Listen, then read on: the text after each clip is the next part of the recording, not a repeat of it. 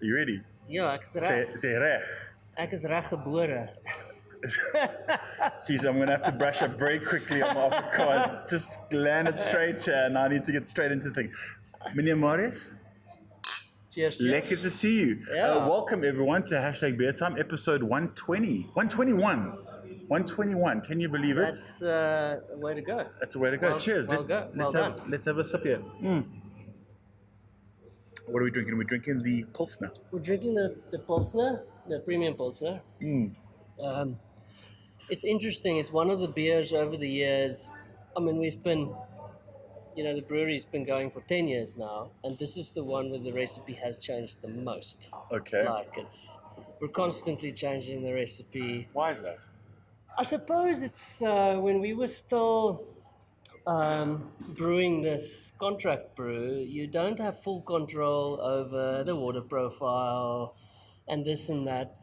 Plus the batches are quite large. So, it's 3,000 liter batches. You don't want to do too much change in one go. So you're keeping on doing very small incremental changes. Small tweaks. Small tweaks. It used to be a lot darker. It got a little bit more paler over the years. Why is it a premium? Why do you call it the premium Pilsner? It was actually the original recipe, or the beer was called a premium India Pale Pilsner, because we were actually dry hopping it a lot, and we wanted to create a Pilsner, but you're dry hopping it, you're putting in the kind of hopping rates that you would with a IPA. And then obviously when we stopped, that is for a very specialized kind of market, I'd say. Yes. I mean, even 10 years ago. Yeah. So it wasn't selling like amazingly well, and at the end of the day, still got to pay the bills. So had to change that recipe, tweak it a little bit. We dropped the dry hopping part of it, and then we started more trying to pursue a Czech style Pilsner. Okay. But the water wasn't RO water. The water profile's wrong, so you're never going to get that crispness, that fluffiness. Just explain to people what is RO water. RO is reverse osmosis. So basically, you put it through a extremely fine filter at an extremely high pressure.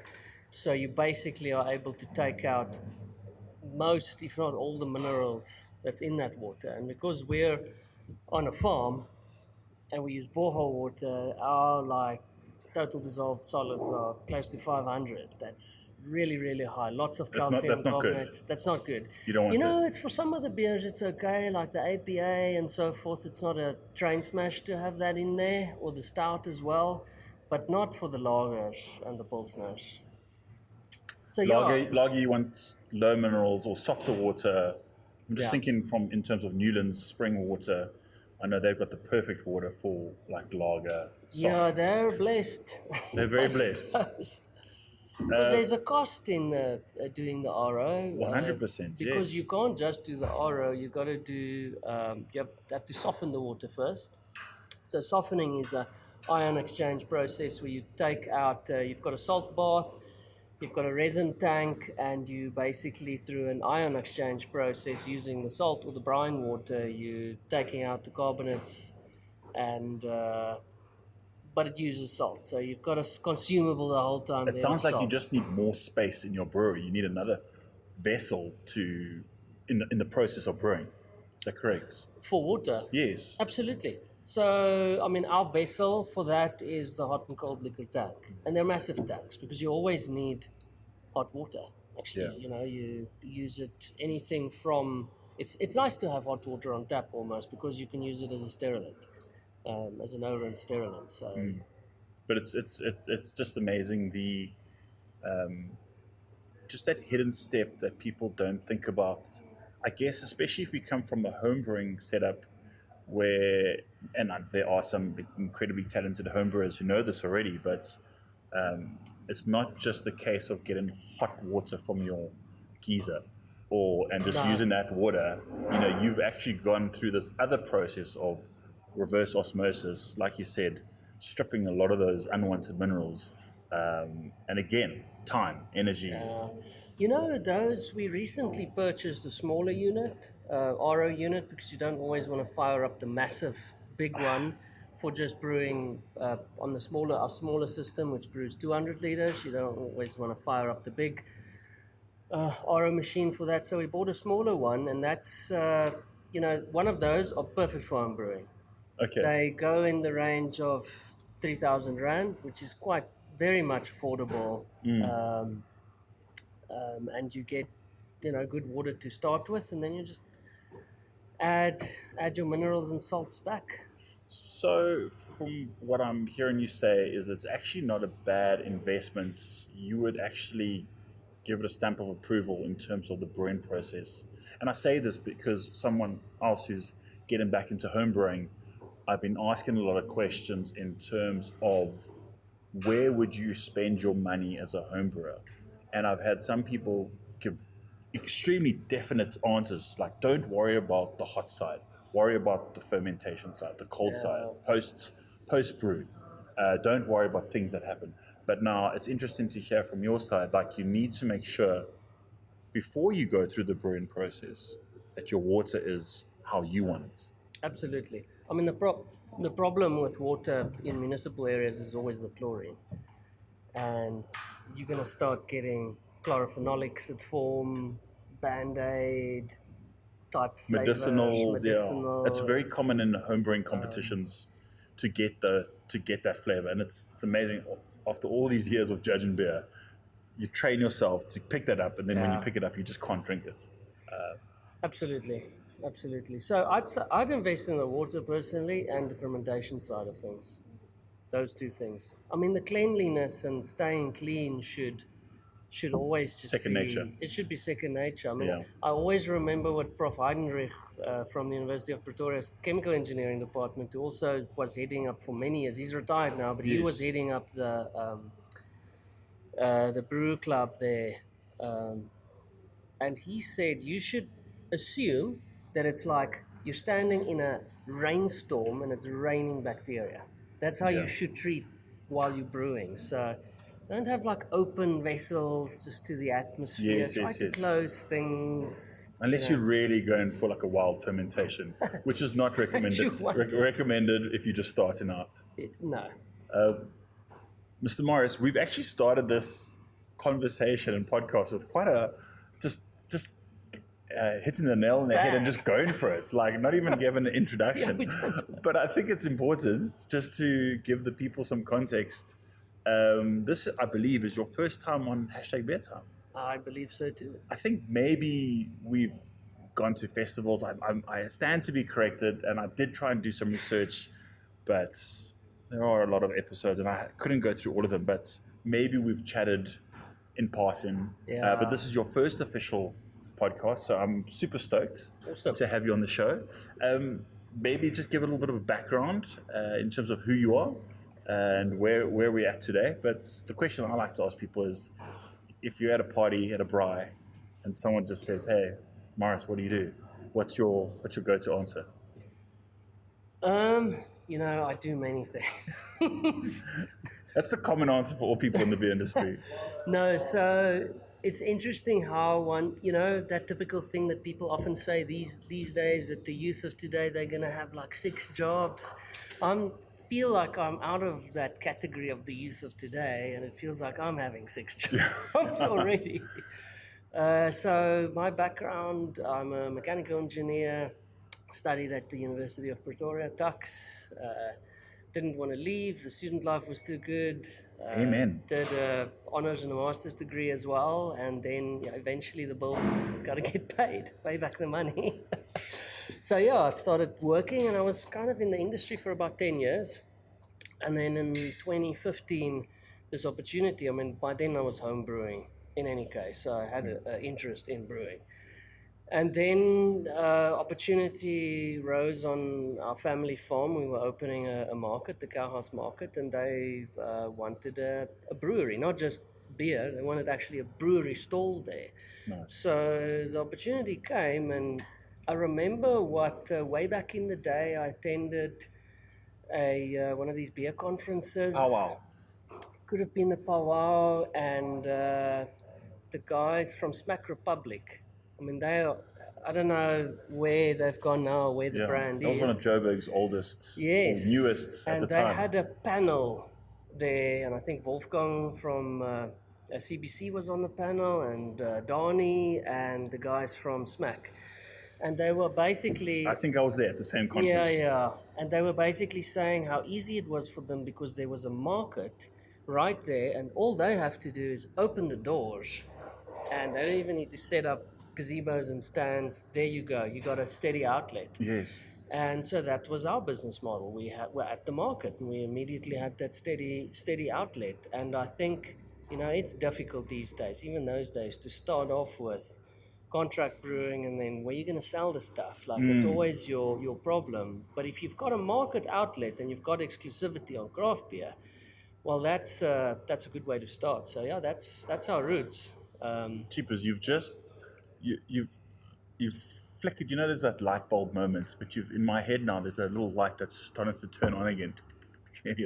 Because it's actually, it sounds so obvious. Obviously, you need the traffic to come to your brewery, but if you're in a place where there are going to be people naturally, that just makes absolute sense. We've always, and I say we, but the general consensus from, I'd say the old folk like myself who've been in the industry for a while as beer judges, we've always seen the banana jam cafe approach as being the one that you've got to go to, where you build in an already residential area, restaurants, then you build on your brew pub on top or wherever you want, so you have that already traffic coming in.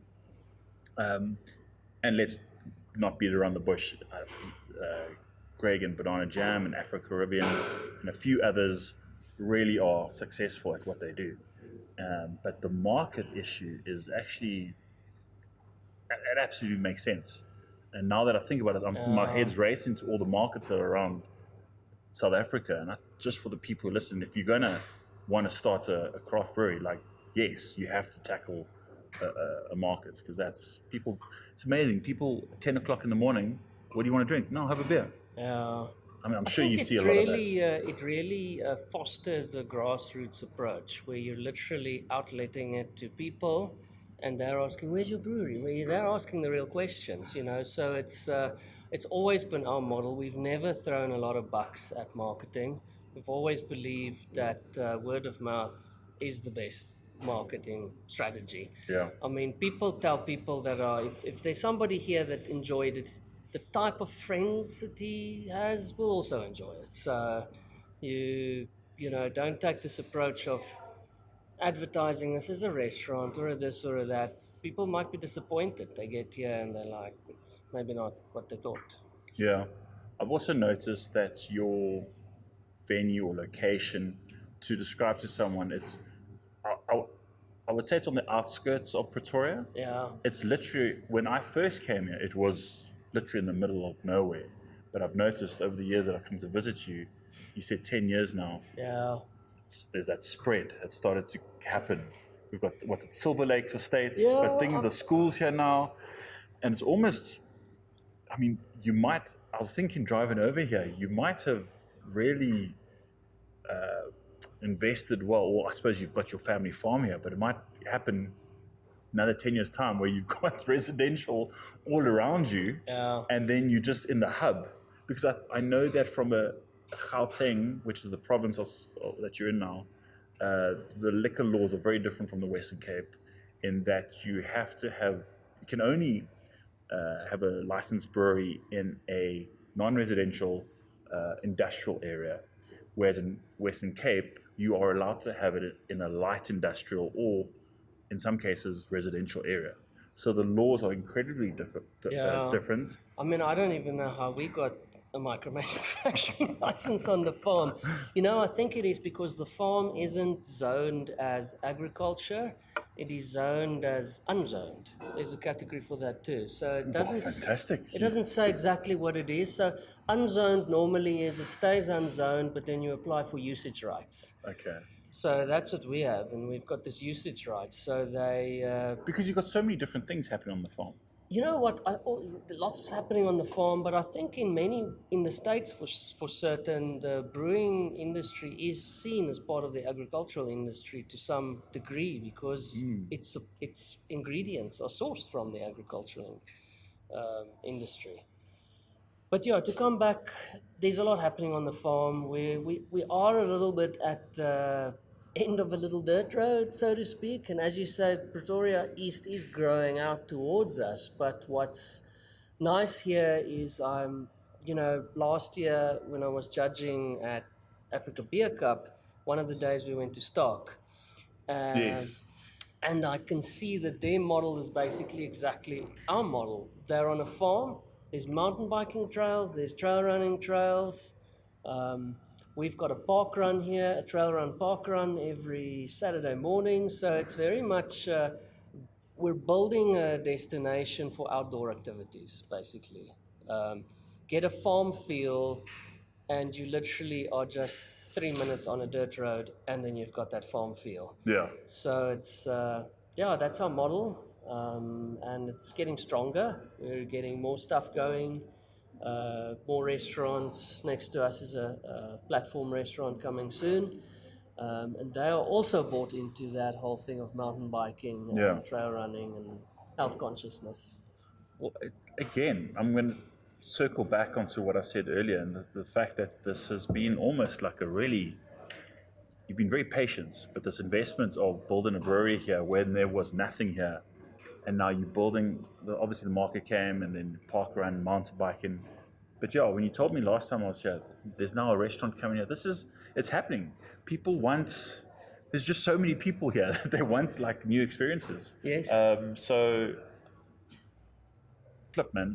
Well done. I think it's going to be lekker. It's amazing to see the growth of your brewery, but also, I mean, I think every time I drive in here, there's a new road. There's a new path I need to take in order to get to your parking lots. It's been a frustrating 10-year journey, so to speak, since when we started. I mean, we started, we did the market, there was a lot happening, things were happening fast, and then you kind of get into this stage where, okay, now it's time for the next thing. Now we need to get the equipment commissioned and built, we need to build the brewery, and that process took incredibly long for us. It really felt like there was just another boulder and another boulder. First, it was actually getting a building to build the brewery in, because although this is a family farm, there's still a lot of family members. So it's very political, you know, Yes. even if it's Everyone has to have their 2 cents. everyone has their 2 cents and so forth. So just getting a building, and the farm does have a few lovely old buildings dating Yeah. back to the 40s. It proved too difficult a obstacle, and eventually we said, okay, let's just build a new brewery, a greenfields project. And Yeah. at the end of the day, I think we dodged a bullet not going into one of these old buildings, because when you renovate the old building, it sometimes costs more than building a plain new building. Especially one from the 40s. Yes. So when we designed this brewery, we could, I designed it specifically having process flow in mind. Where will your receiving be? Where's your cold rooms? And so forth. And I think it's really worked. Yeah, it was a good move having a greenfields project and starting over It, from scratch. now that you describe it a bit more, I feel like I need to describe it to the people who are not watching and maybe listening. You know, it is a beautiful brick, large shed, to speak, because you've got the tin roof. What do you call that? The Yeah, sort metal of roof. this corrugation, yeah. You've got that. If it rains, you'll hear it. It's beautiful, but it's also you must have had fun designing this, because you know where everything needs to go. Rather, like you said, rather than moving into an old facility and then being limited. Yeah, I mean, you can make any space work at the end of the day, but it's just not going to be optimal. We invested heavily in the floors of the brewery. I was speaking to Jake the other day, and he said if the one thing he wished, or where he would spend the money, it's in cooling capacity and floors. Why floors? Floors are, I mean, floors in many breweries, they just have a piece of concrete, and I mean, And you drop as kegs. as a layman, Yeah, yeah. that sounds perfectly fine. So what? As a layman, I would say the floor should be seen as a piece of equipment Okay. because there's often things that have to get dumped. Hot water, cold water. The floor actually needs to be properly tapered or sloped towards drains, and you Certain need proper contours. Yeah, yeah. drains. Okay. You need to have a setup where if you have an issue and one of these fermenters ruptures or everything just flows out, that you shouldn't be worried about it. It's all going to get through drains and Okay. get going. Also, just hard working surface. I mean, if you drop a keg, you don't want a gouge out of concrete or. So we went with tiles because I think it worked well with our setup. We've got the same tiles as Mad Giant had. It was the same guy. And a little story about that, which is ironic, small world, Yeah. is that the same guy that supplied our breweries with tiles and installed it used to be a contact of the farm of the dairy factory who were putting in tiles 40 years ago already on this very farm. Oh, really? So kind of moving full circle with the same guy. Nice. Coming back and like, oh, I might Used as to well. do dairy Yeah. tiles, now doing brewery tiles Oh, here on the same fantastic. property. Yeah. Okay, yeah, I think that's great insights in terms of people who don't get to see these kind of things. And I mean, I remember back in the day, I know we're talking a lot about Afro-Caribbean, but I remember when they were looking at putting in a new floor, you know, you had to get specialized tiles that would be non-slip, be easy runoff, not hold bacteria. All these. Yeah. There's an actual. I know in Europe there's an actual company that has these specialized floors and tiles. Yeah. It's so specialized that that's all they do when they go to expos. But it's great insights in terms of for someone who just likes to drink beer to see how much actually needs to go into beer making, especially if it's on a commercial scale like you guys. I mean, you're in the food industry. You need to adhere to all those health regulations. And at the same time, this brewery, you know, is kind of like you inviting the people into the brewery to some extent. You know, there's fermenters close here. There's just a kind of a barricade. But at the end of the day, things need to be safe. And let's assume, which I don't need to assume in this case. Well, this is just between you and I, that everything is taken care of, and you've done everything 100% in terms of sanitation, facilities, structure. You've ticked all the boxes. What else is there beyond that process of selling beer? I mean, I guess what I'm trying to allude at is where are we currently in the South African beer landscape, and where do you guys see yourselves? I think to give you some further background, you know, it's Mad Giant closed down. We've had, I guess, inflation. There's a lot of prices that are going up. Where do you see possible hurdles, or what have you experienced recently, and maybe what's coming up that you are seeing that's going to happen, and how you can mitigate that, or just, I guess, just keep the consumer happy to drink beer.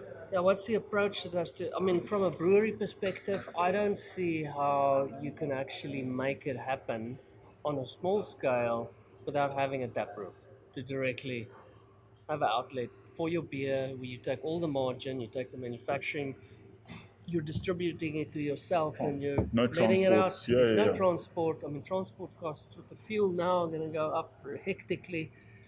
I mean, everything's going to go up. We distribute a little bit just to have a small footprint, and only in Pretoria. I mean, in our logo, there's two words next to the cow that says local and craft. And I think that was when we founded the brewery. Those were our, like, in Afrikaans you call it a lease. of a school that have a little Yes, thing. yes, yes. What's the English for that? You have But a it's always in motto Latin. almost. Yeah, motto. Yeah, It's often in Latin. yeah. So for us, it's local and craft. Localus craftus. Localus craftus. Or often I say, if I have to say one word, I say Hazeldean Brewing Co, where we bring local and craft together. Nice. So coming back, taproom, like to brew and distribute only, you're going up against Devil's Peak, and Darling, and Jack Black, CBC, the four big ones. Yeah. And they've just got such a good distribution network, and their beer tastes good too. Yes. It's a good product. Yeah. So you just can't. The only places we are at are places that appreciate the local and the craft, if you put it at that. So I think one needs to tap into that, lean into that, find people that aren't just interested in the lowest common denominator, what they can mark it up as, but people that see it as value. Yeah. It's yeah. It's such a tricky game to play, but I guess if you are lucky enough to stick to your guns and just be like, no, this is the beer we're making. We're not going to compromise and compete and try and get, I don't know, a 13 rand pint quarts, out there. It's just not going to happen. I mean, our beers are definitely not cheap to make, and we never go for that beer just so that we are as close as to Castle Light as we can. I particularly selected different types because you do have to have a lager. It is the bread and butter and the staple of what people are drinking out there. So you have to entertain that. But you don't have to just clone a Castle Light. You can have a Vienna lager or something that's just a little bit more exotic, with a little bit more different flavors. I think we have evolved, and I say we as an industry, but I suppose the commercial brewers like yourselves. Gone are the days where a brewer might be very against having a lager because they want to do pale ales, IPAs, Vice, stouts, whatever. Because there is an abundance of lager out there. But to your points now, you need to have your own lager that's local, that's craft, and that's that people can identify with. But having said that, we started with 3 beers. We had the lager, the Pilsner. We spoke about the weird history of the Pilsner. What's a bit weird? Lager, Pilsner, and a Weiss beer. Pretoria East has quite a large German community. Okay. And there's a big German school here. There's an international school here. Okay. And a lot of them are living in Silver Lakes, which is just down our doorstep. So, and I like a Weiss beer. So, brew what you like yourself as well. So those were our 3 beers. After that came the milk stout, and because this historically was a dairy farm, having a milk stout just seemed makes absolute sense. the next thing. After that came the APA, the Ayrshire Pale Ale, and the breed of cattle that were on this farm were Ayrshire cattle. Okay. So it's like the APA, but the A actually stands for Ayrshire, not for American Pale Ale, but the style is American Pale Ale. Okay. And that already starts getting a little bit more hoppier now than just your average English ale or the likes. And after that, the next progression was the IPA. And I can tell you, one would think that the IPA is not selling as much. We're in Pretoria, we're not in a hectic craft beer mecca, but even the IPA sells well. Nice. And it's, I think it has to do with tying in with this word of mouth story. The right people are coming here. Like the people that come here, of course, you get a plethora of everybody. Yeah. But that's why it's moving, because the marketing is starting to work, and the people that want to drink an IPA will come here. I hear you, and I also see that the common man might not have the full education or ability in terms of what he or she is drinking. Yes, they might hear from their friends, try the IPA, but they might hear PA or something. Oh, and then they come to the menu. well, let me try that one. But I actually don't know where I was going with this, but I just know that the consumer is starting to just experiment a They're little bit kind of like more waking up. and plan and just saying, "Oh, I heard this is good," rather than being educated or going. I suppose going through that trajectory that we went through, where we as homebrewers we have a pilsner, we have a stout advice, and then we go into the hoppy beers and we gradually grow our things. Whereas people come into the brewery and just go straight for the IPA because, oh, let me just have an IPA. Well, and look, hey, at the end of the day, they're drinking something that's not mainstream, and as long as they come back and drink it, I think that's we can't fault that. We can't. Let's celebrate that.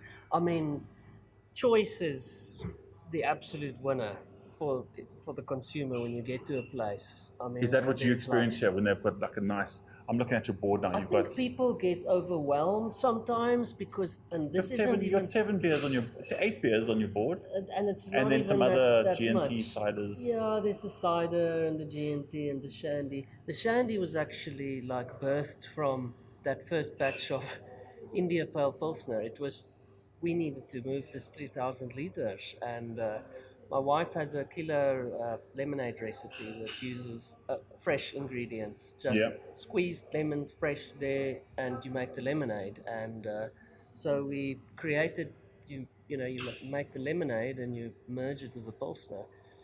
I mean, beautiful drink. Yeah, and then Mix. That's oddity that was created by one of our barmen called Nick, Okay, makes sense. and that's basically mixing G&T cider and Pilsner. And it Wow. sounds bizarre, but it GNT served with a bit cider of Pilsner. served with a Interesting. bit of ice. It's hot. Okay. Loops is stroop. Okay, lekker. Well, I don't know if I'll mix my drinks like that, but I mean, yeah, if you. But coming back, yeah, there's 8 beers, but then your choices now extend into the cans of the sour beers and the barrel aged stouts and all of these beers. This is a great segue because my next question was going to be, what is your beer lineup? What do you want in your brewery? You've already got your stables, but tell us a bit more about your. There's a core lineup. There's the only 2 beers that is. So we've got the lager, the Pilsner, the APA, the Milky Way Milk Stout, the Weiss, and then the IPA. And then there's 2 beers. The Saison is seasonal. Fermentation temperatures are quite hot, so the building's not amazingly insulated. So when we get into the thick of winter, we're just not reaching those temperatures. Like it's from natural fermentation. You actually need to actively heat it. So that's a seasonal beer. It mostly is in summer. And then we've got a tap that's always like changing. Like now it's, I think it's the blonde. Yeah, now it's the blonde. For Clarence Beer Fest, we brewed a sour IPA. That'll go on next. When that's finished, the next thing we brew. Sour IPA. Yeah.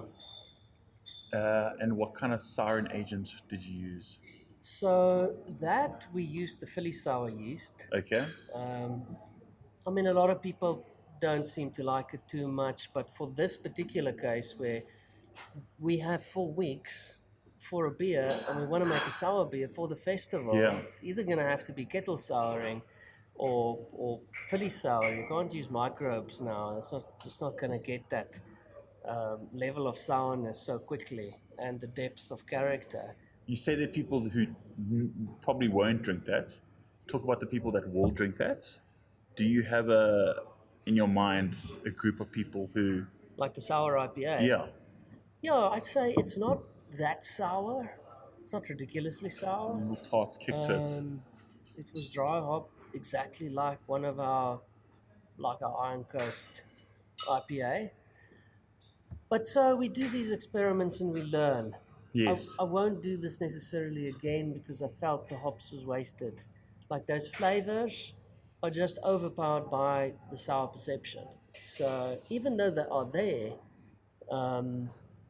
it might not be the best style to use for a sour beer, like a sour IPA. It's refreshing though. It's very refreshing. It's nice. I enjoy it. Yeah, man, flip. I mean, just with recently my experimentation with brewing with Steve from Shackleton, Shackleton, yeah. Steve from Shackleton's. Um, yeah, you learn in the experiments. We did the oyster beer. How many oysters do you add? Uh, what should we have done differently? What shouldn't we have done differently? We're all in this journey, and I think that's what craft is. Because I've been struggling lately to really give meaning behind craft. And it's people will say, "Yeah, but what is craft?" Right now, you can give the three uh, traditional or outdated reasons for what the American Association, Brewers Association of America, define it as. But that doesn't apply here, and it doesn't. I don't feel that works anymore. But if we had to redefine craft as being the continuous experimentation of developing recipes, I think it goes even further than that. Like, please, I'm dying to hear. I think and this is something that we are really passionate about and can always do better, but are already doing it. And that is really embedding yourself in the local community. Because to me, like, let's say we live here on Pretoria East now, and there's the plots and the farms. So we have networked with a lot of the farming community here.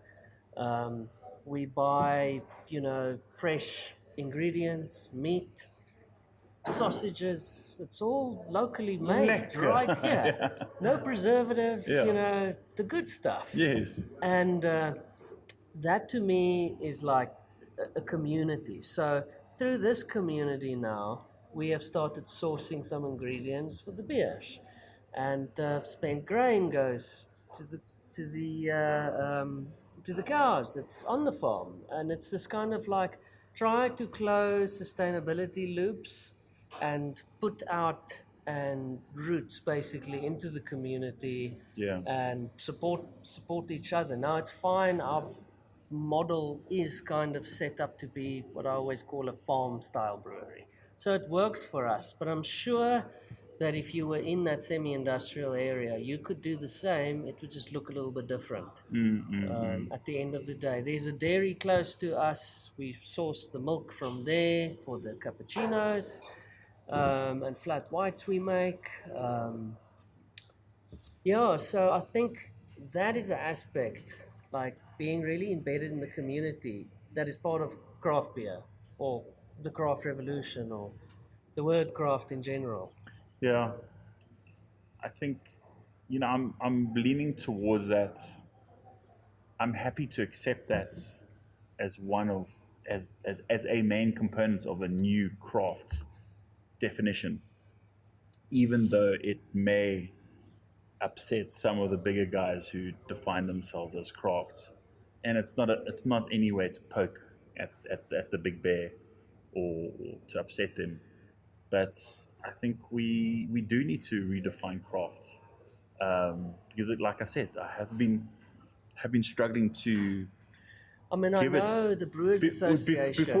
before you go into that. I think ek's 'n bietjie dors. Okay, so Kan ons nog 'n enetjie met miskien 'n kleintjie? 'n kleintjie, ek stem. Ja, dit is Kan ek maar dis kies nog vir jou? vroeg. Kan ek maar kies vir jou? Asseblief. Okay. Kies. What's the Afrikaans saying for when you go fishing? Kiss my ass. Which roughly translates to choose my bait. A very cool little cartoon I saw once. I need to find it again. Start sending it. Make it viral. Yes, go for it. It's this bear, and he's busy like with scissors and glue, and he's cutting out little things, and then it says craft beer. Yes, dad jokes. That's 10 out of 10. Craft beer. Yeah, so You were saying, sorry to interrupt you, the Brewers Association, you were saying? in America, Yeah. they classify another way how they classify it is ownership. Like how much ownership is is, and I can't remember the percentage. Is your Might brewery have been part of it? 75, 80% personal owned. Yeah. Because if Heineken owns you, but you're like, is that craft beer anymore? Yeah. Because you now get access to tap into their entire distribution network, for example. So it's a difficult one. And again, like you said, it's not to poke at those guys because, again, the beer is up there and nice Yeah. to drink. So should we worry? Should it be about the beverage? Should it be about the ownership? Should it be about what equipment you're using? Maybe a little bit of both. It's like a hybrid. I think circling thing. back to what's on your logo, the locality or where you distribute and sell is 100% a factor. If you do tap into that Heineken market that you maybe have your owners have, then you've got a totally different model. Then there's that volume that needs to be consumed, so your production has to go up. But then I always thought about this. I think this was the part two of my things that I worried about when it came to what is craft beer, and that is the fact that what tends to happen as you grow beyond a craft brewery, as you grow to become a big brewer, and I'm not saying this happens for everyone, but I'm pretty sure it happens, is that your quality goes down and that you look for, I guess, ways in which you can save bucks. Because you want to extract the most out of what those 4 ingredients so you can get still a fantastic product at the end of the day, but you're really stripping down and becomes a financial exercise. Look, we can get into a whole debate about that. I mean, it's part of the whole. I can definitely relate in a way in that it's part of that fact that you start a brewery because you were passionate about beer. There's the odd guys that think there's major bucks to be made, but I think you needed to jump on that bandwagon in like 2010 or something. Yeah, even before that. Even before that. It's a passion project. That's what I always tell people. And but along this journey, you start with this passion, and then you're at it for so long at the grindstone, in the trenches, that you start losing your passion along the way, and it's normal. It's how the world works. Yeah. And but at that time, the reason why you tend to do that is because not everybody's like studied business analysis or this or that. You need to get the business skills now along the way. Yeah. Because you're not just doing a brewery, Or you're hire actually someone. running a business. Yeah. And if you don't have like a hand in the financials, well, things are going to go very wrong there. So you start, and to be honest, I don't like accounting or any of that stories. I just want to brew beer and 100. put And smiles be on on people's podcasts every day. and put smiles on people's faces. Yeah. It's basically just. Just But it's one of those things that you have to get those skills, and you're trading those skills for part of your passion. Suddenly you don't have time to homebrew anymore, and things like that. And you need to start employing people to brew, and that's not a bad thing because your business is growing. Your role is just changing into a different thing. So to anybody starting out, I would tell them, just realize this, that your role will change one day. Yeah. And it's a good thing. It's a good thing to get someone who's better than you at finances, better than you with regards to marketing. I mean, initially you just have to wear all the hats. You're the marketer and the brewer and the this and the that, but you need to very quickly try to change that. Actually, you need to build a team. And this is the other segment I was thinking about, or the other definition of what's not craft. And this may be from personal experience, but I've seen that when it's in a corporate environment, and this is so foreign to me, and to others it makes complete sense. Why wouldn't it? Things get budgeted in the financial year. And this comes from me as someone from beer school and beertime and my own projects where I go and source sponsorship for events, and I could never understand why a huge company, I'm going to say it like SAB or Heineken, they just couldn't fund me. They couldn't be like, yo, sorry, we don't have the money or we don't have the budget. And it occurred to me much later that they allocate budgets to different sectors of their business. Yeah. And then that gets eaten up or gets occupied and get allocated. So when someone comes along and says, hi, I'm doing this really cool project, no matter how cool it is, that budget has already been allocated. And I always thought of that as probably maybe that's also when you're not a small craft brewery anymore. Yeah. But can you imagine if I don't know, if I'd said to you, can you, I don't know, sponsor me a party at the one night. We do like a beertime party, and I don't have any money to pay your staff, but you just please host me. Like, imagine saying no, we haven't budgeted that, and it's something different. The big corporates, and it's in any industry, are big oil tankers that take 10 kilometers to shift. Yeah, Where that is your strength that you have to use. You got to find these strengths and lean into them and make it work for you. So, I mean, you could today say, let's brew a beer. We can literally, there's malt upstairs, there's yeast in the fridge, there's hops. We could literally within 24 hours have a beer busy fermenting. lekker. Now that's not going to happen. Pitching up at the big guys. Yeah. So I feel, Your turn-in circle is smaller when you. ingenuity is higher. Yeah. It's more accessible to tap into it.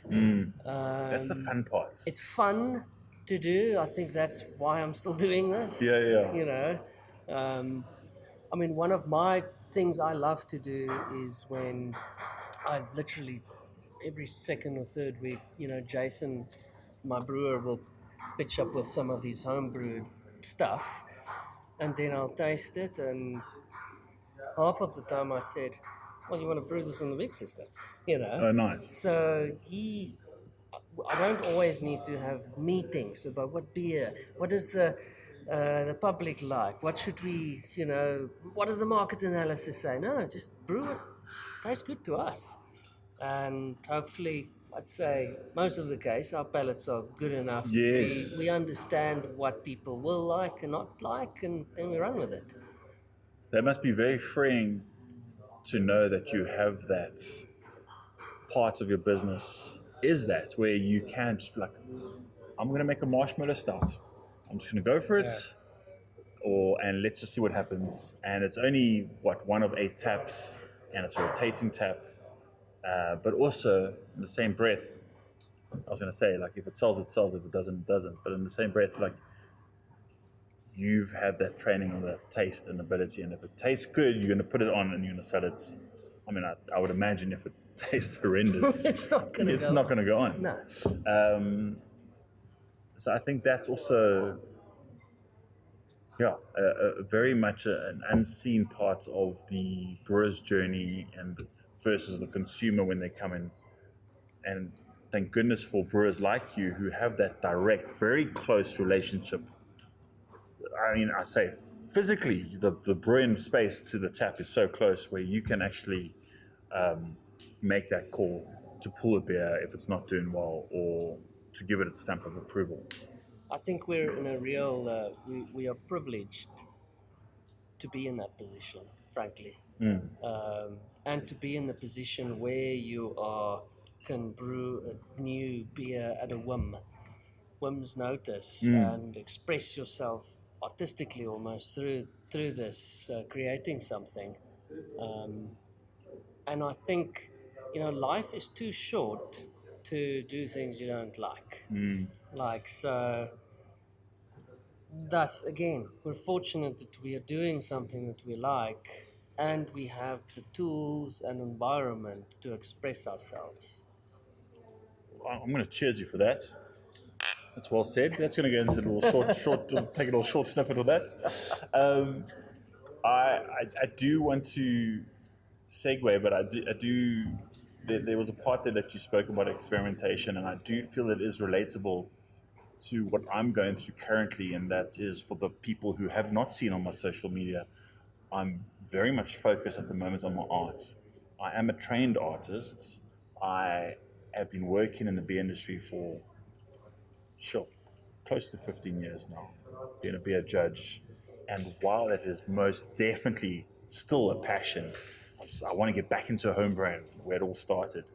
Um, I feel like art is going to be my kind of my thing that I'm going to be known for. Yeah. And it's amazing that I'm going through right now the experimentation phase where if I want to do that, I'm going to do that. If it doesn't work, it doesn't work. Then I try something different. And there's so many different tweaks that I can do. So it's a very exciting phase, and it goes hand in hand with the recipe development for a brewer. And it's just, I guess that's not really a question, but it's just a very exciting aspect. Yeah, for me, right at the beginning, I was saying, feels like I'm doing six jobs, and to some extent, I am because you're the business owner. You're participating in brewing, recipe development. I'm also the farm manager on the farm, Oh, so that's jeepers, a whole okay. other like Yeah. job, like separate from the brewery at all. And that's not a small job. I know that It's that's not a small job, no. Um, and then there's, you know, as we mentioned, Pretoria East is growing out, so parcels of the farm is being sold off or developed, and there's a lot of planning and work that has to go in, from the landowner's point of view of setting up the right deals at the right time and partnering with the right people. So, there's that, I'm involved with that as well. So you're kind of doing all these things, but it's not like you can do it in, I'm going to do this now and this now and this now. You literally have to do everything meshed together. yeah. So, It requires a lot of patience because, and again, to speak from my own point, I'm up here now in Pretoria for 2 days. I'm not at my art easel. Obviously, I'm not painting, and it's definitely disrupted my flow. But I've got to just keep telling myself, I'm here. I'm going to do this job. I want to do an amazing job at this. But next week I'll get back to doing that, and it'll fit. Then that project can be ticked off, and you're constantly just ticking off these little things, yeah, and personally, and 100% juggling. yeah. I feel. Sorry to interrupt. I feel like with the 6 jobs, yes, I can relate because the week that I have, and I can imagine you have something similar, is that it's not just Monday to Friday. I wake up, I go to work 8 to 5, and it's like a rinse and repeat every single day. There's new shit that's happening every single day, and you just got to take those curveballs.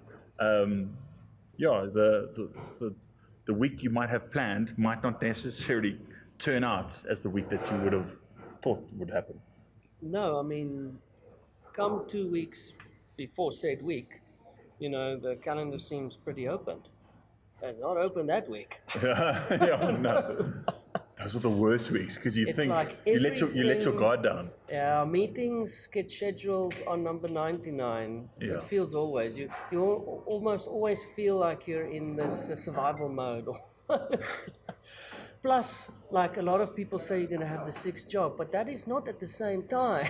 Yes, That's kind of one after the other. exactly. Um, And it's yeah, it's you just need to wake up early. Yeah, but I think get- like these different jobs actually teaches you different skills that can be used in the subsequent fields as well. So it's complementary. I also think there's also a lot of like, I guess you could say doom and gloom and negativity around that and how people have to work so hard. But I'm a very positive person in the fact that we are learning these skills. We're still very blessed. We have this opportunity where we get to work harder, get to juggle a lot more, but I think the reward will come, and the rewards are not instant, they're just a bit delayed. So they will be there. I think that's a problem with people today is that instant gratification story where you literally wanna go to work, go to the restaurant immediately, buy your stuff online that you want, and you're doing it without actually being mindful about what you're doing. Yes. Do I need this? Do I need this? Do I need exactly. this? I found myself saying that a lot. Do I need this? But in the case of beer, Or that's or beer merchandise. yeah, exactly. That doesn't come into the frame. I just let me just swipe and buy. Listen, we need to bring this plane into land. I think this has been a fantastic conversation. There've been no notes. We've just gone at it. We could chat, I guess, for another hour. But it is still a working day, and I do know that I have stuff to do. I'm sure you have stuff to do. What else? What else can we chat about as we close off? Yeah, I suppose let's round off with talking about, we talked a lot or touched a lot on it, passion. It's a passion project, a brewery. This is very yummy, by the way. This is your Asia. No, this is IPA. the IPA. Yeah. IPA. The Iron Coast IPA. We brewed it together with a friend of mine that did his 20th consecutive Ironman, and that's the Iron Coast. Wow. And it's kind of commemorating his achievement. And that's how this beer he probably came just had about. one beer and then he's drunk. Yes, exactly. Yeah. This is the It's alcohol. really loud. Just goes straight through and it's like kicks in. Okay. But passion, yeah, like a passion project. And one thing we didn't talk a lot about, which is our sour beer project. Okay. I think within our brewery, the brewery is a passion project, but what is the thing in the brewery that is your passion? Like at the moment, maybe, because it can change as well. Sure. I think for us, it's the sour beers. Not something that sells a lot. But yet, 2 years later, when I look at our stocks, it's like, oh, that must have sold out because it just takes longer. Yeah. So, yeah, that's a passion of ours, is the sours, the Belgian sours, the lambic beers, the sour IPA experimentation. And from the last Clarence Beer Fest, having that sour IPA there, beer fests are awesome because you can get direct feedback right there and then, and feedback on that particular beer was really good. Okay, nice. Normally, you really got to cajole somebody in like buying a sour beer because it's just too over the top for most people. But if you've got something that's a little bit more one-dimensional and not too sour, a gateway sour beer. Yeah, no, I'm a big fan. I'm a big fan of sour beers, and that's part of the reason why I also like doing beer school, is that when you introduce a sour beer to someone, I guarantee that I'm always met with someone who would be like, "What is this? Why am I? No, this is terrible." But I keep saying to them, "Just have 3 more sips. Yeah. Just let your palate get used to it."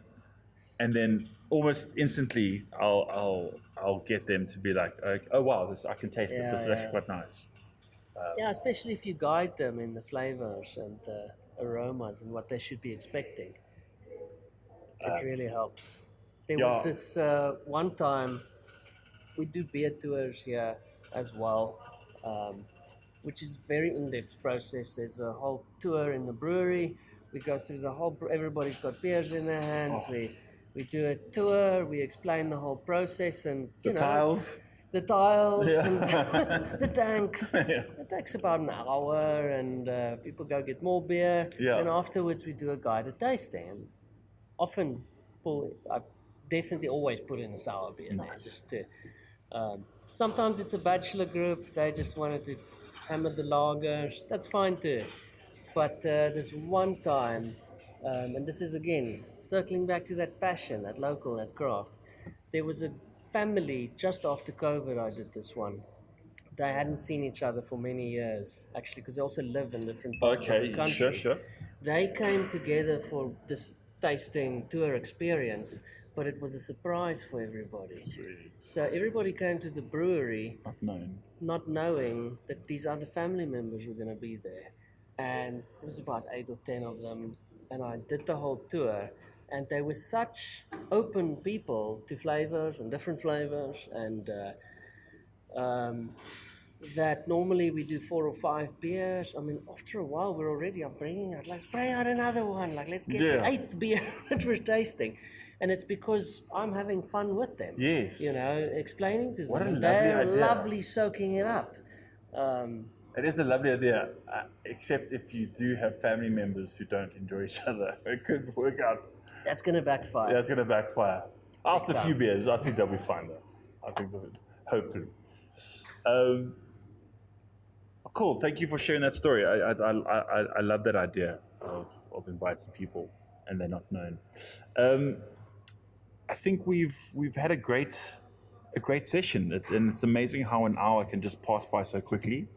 It tends to be the case on #beertime. Anything else you want to say to my huge audience who are listening, watching? Yeah, Come visit Hazeldean. Come visit Hazeldean. Stay curious. Buy different beer when you see it there at the bottle store, and or stay curious and brew different beers if you're a home brewer. Start delving into that sour beer maybe that you've never tried, or that stout, or whatever the case is. But stay at the coalface, basically. Will we see you at Capital Craft Beer Festival? Yes. Lekker. I think this will be the first year for us was 2016. Nice. So it will be 10 years for Hazeldean that's there. Wait, 2016. Did you do 20? Was there 2020? Oh, there was 1 year that there was not a festival. Yeah. You're right. But wait, hold on. 16, 17, 18, 19, 21, 22, 23, 24, 25. This is your 10th. It is. It's This true. is your 10th because yeah. you skipped a year. I always had to. I knew there was a math thing there that I even after 2 beers I can It's that still lack of accounting literacy for me. It's just I'm just one apple and one apple. Or counting. Counting, yeah. Meneer, Marius, thank you so much. This was fun. I had a great time, and thank you for having me. And yeah, it's fun for me. It was fun too, reminiscing about the story. yes, You know, a lot of the stuff, you know, being mindful and, you know, bringing that into your business, you mustn't be too hard on yourself. Pat yourself on the back sometime. Yes. But you only get to do that if you tell the story and listen to yourself. Yes. Saying, hey, but we came from there. Because when you have this business, you have incremental, you know, growth, but you don't see the increments.